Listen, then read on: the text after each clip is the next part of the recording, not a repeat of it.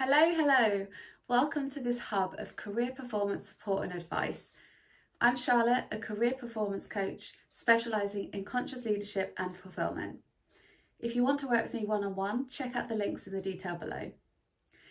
This video is all about how to actually build your confidence over time and how you can trick yourself and others into believing you're more confident than you may feel in the meantime, so it stops holding you back. So let's get started. How do you feel about the term fake it till you make it? Is it a cliche that makes you roll your eyes? Do you believe in just closing your eyes and going for it in blind hope of success? Or are you somewhere in between? The truth is, we're born pretty confident little people. Confidence is something you can build, but that's not the first thing we do with it. Low levels of confidence are usually because of something that's happened to knock how we're feeling, rather than because we never built it up in the first place. So it's not a skill we naturally have, it's one we need to learn. Think back to when you were a child, or think about your own kids if you have them. The first time they reach out to grab something, they're not worried about if they fall over doing so, but they learn if it hurts or if they get told off that it's not safe to try. They had the confidence in the first place, but now already they're questioning themselves. And now apply that to your adult life, your work environment. How often did you speak up in a meeting to share an idea you had, to be ignored, told you were wrong, or even smirked at before you stopped trying?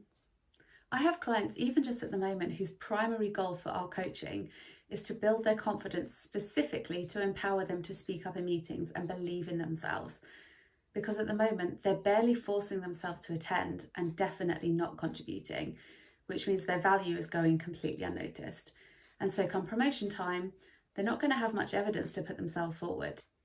Whether you know that you have a lot to say that's worth sharing, or you're at the point where you don't even believe in yourself anymore, I invite you to watch this through and connect with me to let me know how these tips and tricks help you to start feeling more sure of yourself.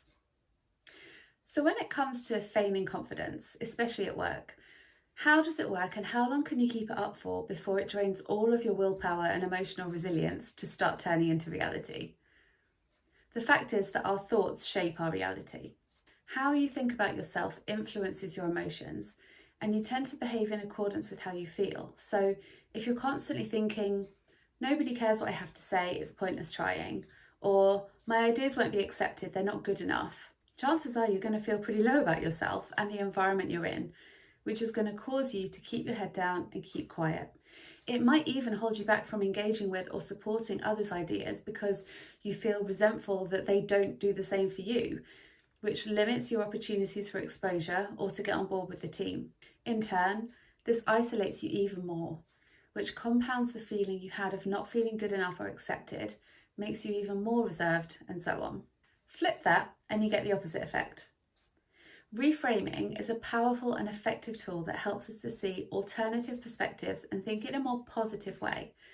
But for now, we're not talking about healing or mindset work, but just getting you through those damn meetings you've got coming up next. If you can fake it for now, skip past the thoughts running through your mind and decide to act a certain way regardless of what your inner mean girl is telling you, what could be the alternative outcome?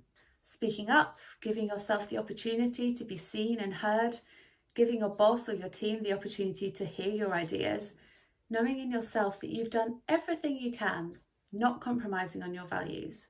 In addition to that, the more you put yourself out there, the more people are likely to consider you for opportunities, maybe for a new project or client, maybe a public speaking gig, maybe something truly terrifying but you know will be great for you, that they wouldn't have if they thought that you were terrified or shy or uninterested. Keep trying, because positive action breeds positive outcomes. James Clear's book, Atomic Habits, talks about a study of creative students where classes were split into two grading systems. One group were graded over the number of pieces they submitted at the end of term. The other were graded only on one piece. So as unfair as that might seem, that one group have to produce loads of work but the other only have to work on one, it's interesting to note that the outcome was that the first group always had higher grades. Group 1 just kept trying. They had nothing to lose and everything to gain by having a go and submitting something. And as a result, they gained much more experience through sheer practice, leading to better quality work. Group 2 had the pressure of the one submission they made having to be perfect, yet they had nothing else to practice on and only their internal feedback to use for improvement as they worked on it. Group 1 almost likely had a few dud pieces too, but they also had the best pieces overall. We can relate this to ideas shared in a meeting. The more you share, the more you learn.